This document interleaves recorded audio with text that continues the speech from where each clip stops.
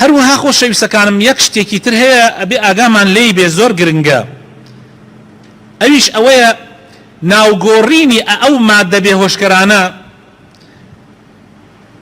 هیچ تەئسیر لە ئەسڵی حرامەتی ئەو شتە ناکا. کاتێ خوای تەعالا لە قورئانە بە خەمر ناوی بردووە، معنای ئەوە نییە هەر شتێ ناوی خەمر نەبێ یا ناوی خەمری لێ نەنەی، ناوی لێ بنەی ویسکی یا بیرە یان هەر ناوێکی تر لەو ناوانە، یا ناوی بنەی مخدرات یا ناوی بنەی منەشیطات یان هەر ناوێکی تری لێ بنەی بڵێ وەڵام مادام ناوی خەمر نییە، معنای وایە ئەمە بەری ئاەتەکە ناکەوێ یا بەر ئەو ئەحادیثانە ناکەوێ کە پێغەمبەر صلی الله عليه وسلم بە خەمر ناوی بردووە. ئەمە هیچ تەئسیر لە ئەسڵی حرامەتی ئەو مادە بێهۆشکەرانە ناکا.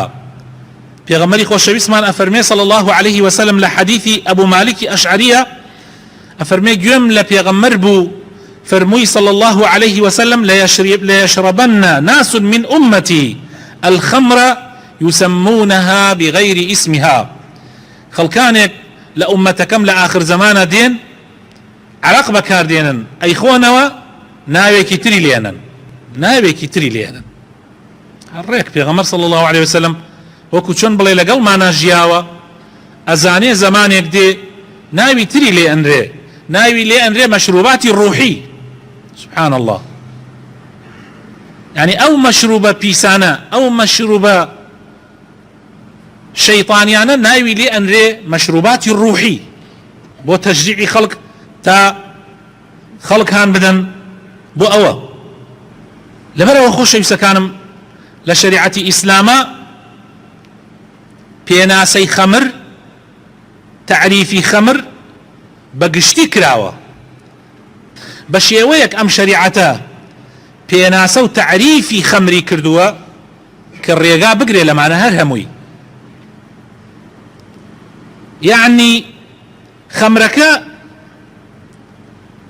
لە هەر مادەیەک دروست بکرێ مادام خەمر بێ و عەقڵ لە دەست بدە هەر حرامە، لە هەر مادەیەک، لە ترێ بێ، لە خورما بێ، لە شیر بێ، لە هەرچی بێ.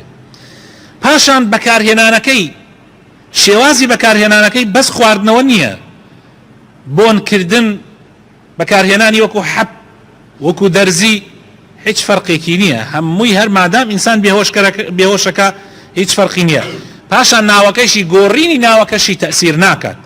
ئاوا ئیسلام هاتووە پێناسەی خەمری کردووە تاوەکو ئەو ڕێگایانە هەر هەموو بگرێ لە شەیطان، تاوەکو ئەو ڕێگایانە هەر هەمووی بگرێ لە شەیطان. و پێغەمبەری خوا صلی الله عليه وسلم لە سەرەتای حەدیثەکەوە فەرمووی كل مسكر خمر، هەر شتێک مادەی بێهۆشکەر بێ خەمرە و وكل مسكر حرام.